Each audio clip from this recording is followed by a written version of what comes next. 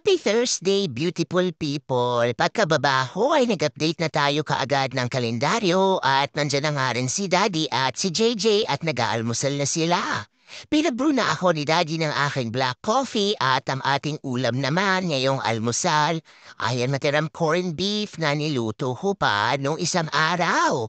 Dumiretso na tayo sa dining room dahil hindi ko man natapos ang aking documentation kahapon.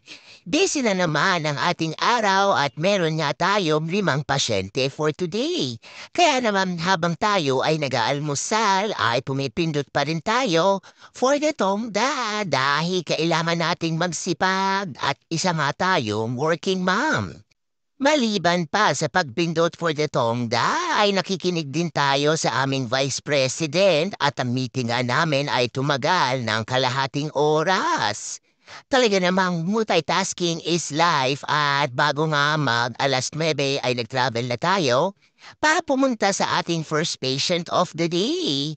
Busy ang ating araw kaya naman kailangan nating maging alerto at aliwin ang ating sarili. Pagkatapos ko nga kumita ng 5 pasyente, ay nag-drive din ako papunta sa Harrisburg para nga pumunta sa ating office. Dahil wala na din tayong paperworks at isasubmit ko nga ang aking mga timesheet, ay pumunta muna tayo dito sandali. Hindi naman tayo required pumunta sa opisina araw-araw, kaya naman gusto ko rin ang aking trabaho. Meron din tayo nadaan ng construction at medyo na traffic nga si Mama. At pagdating naman natin sa bahay, pasado alas 2 ng hapon, ay kumain na tayo ng ating late lunch. Ang ulam na natin ay 1 piraso na chicken afritada at ayan na naman ang tinatira ng aking mga anak. Ayaw na ayaw ko talaga nagtatapon ng mga ulam kaya naman si Mama ang taga-ubos niyan. Kaway-kaway sa mga nanay dyan na nanghihinayang at ayaw talagang mag-aksaya ng pagkain. Siyempre pa dahil tayo ay Tom Jones, hindi natin maiwasang hindi magkamay at talaga namang napakasarap. At dinala ko din ang aking dalaga sa Target. Ipinag-shopping nga natin ng back to school ang ating dalaga at request nga niya na bumili ng kanyang mascara.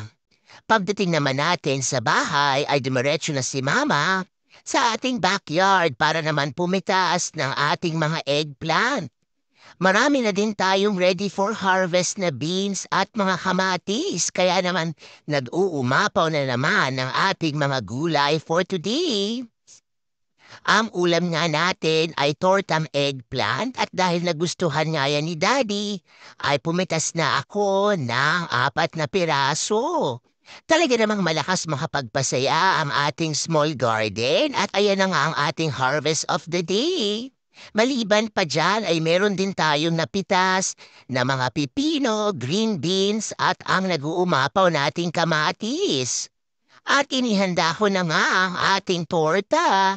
Iihawin lang natin ito sa ating stove at binubutas-butasan ko muna yan para nga mabilis maluto ang ating eggplant.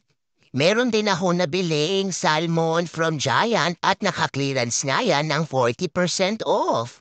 Magluluto din tayo ng sinigang at ang isasahog na natin dyan ay ang mga gulay na napitas natin straight from our backyard. Talaga namang medyo pagod na tayo sa mga oras na ito, pero dahil isa tayong nanay ay talagang titindig pa rin tayo at kikilos para sa ating pamilya. Hiniwa ko na nga ang sibuyas at ang kamatis nga ang ating gagamitin ay napitas pa natin nung nakaraang araw. At pagkatapos nating ma-prepare ang mga sangkap ng ating sinigang, ay naglinis tempe tayo ng kitchen dahil kalat is a big no-no. Kumuha na rin ako ng tamarind, soup mix at ito ma'am ating gagamitin. Tingnan nyo naman ang ating closet, punong-puno yan ng iba't ibang seasonings. At ayaw na ayaw humana na uubusan tayo ng stock dahil sa oras nga na gusto kong kumain ng chapsoy, pansit, palabok o sinigang, gusto ko talaga na lagi tayong merong stock. At ready na tayong magluto ng ating sinigang. Ayan na nga ang ating mga salmon at gulay. At lalagyan din natin yan ng hot pepper from our garden. Dalawang pakaw na bili nating salmon pero isa lang ang ating lulutuin dahil ito naman ay para sa amin lang ni Daddy. Medyo maselan nga ang ating mga bagets at hindi nga sila masyadong kumakain ng isda. Pagkatapos ko ngang hiwain ang ating salmon ay didisinfect ko muna ang ating kitchen sink at talaga namang inaagad ko ang paglilinis dahil ayaw ko talaga ng magulong kitchen. Malapit na maluto ang ating torta at babalatan na natin yan para mapituhin at gawing tortang eggplant. Nagpakulo din ako ng beef at gagawa si Daddy ng beef and broccoli at yan na ang ulam ng aming mga anak. Medyo pagod na nga tayo sa mga oras na yan at masakit din ang aking ulo. Pero dahil wala namang ibang gagawa nito, ay laban lang si Mama. Eto na nga ang broccoli at paborito rin ito ni Bunso. Mabuti nga at kumakain sila ng gulay kaya naman kung ano talaga ang paborito nila ay binibili ni Mama. Sa mga oras na yan ay dumating na rin si Daddy at nagpapahinga na din siya dahil napagod din ang ating ama ng tahanan because of his long day of work. At dahil naubos na rin ang ating pineapple, ay pinabalatan ko na nga kay Daddy ang ating honey glow na nabili sa Giant. Gamit nga ang aking kitchen gadget from Pampered Chef.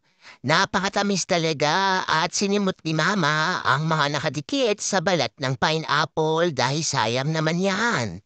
Talaga namang masinop at matipid ang inyong pamilya, Mama, at talaga namang ayaw nating itapon yan dahil makapal pa nga ang laman.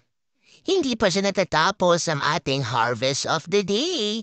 Pagkatapos ko mang ihawin ang ating eggplant ay lumabas naman tayo sa front porch para nga anihin ang ating mga patio tomatoes.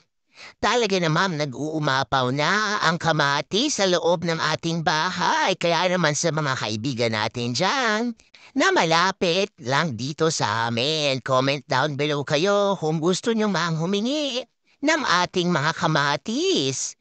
Araw-araw halos ay meron tayong naaani at ito naman ang ating backyard tomatoes. Ayan na nga ang mga beefsteak tomatoes dahil nabisi tayo sa mga nakaraang araw ay hindi ko na nga na-harvest yan. Dahil sa kabisihan niya ay hindi ko lang napansin na marami na din pala tayong pula na beefsteak tomatoes. At eto na nga ang ating harvest ng tomatoes ngayong araw. Marami din tayong na-harvest na beans at lulutuin nga natin yan para kay ate.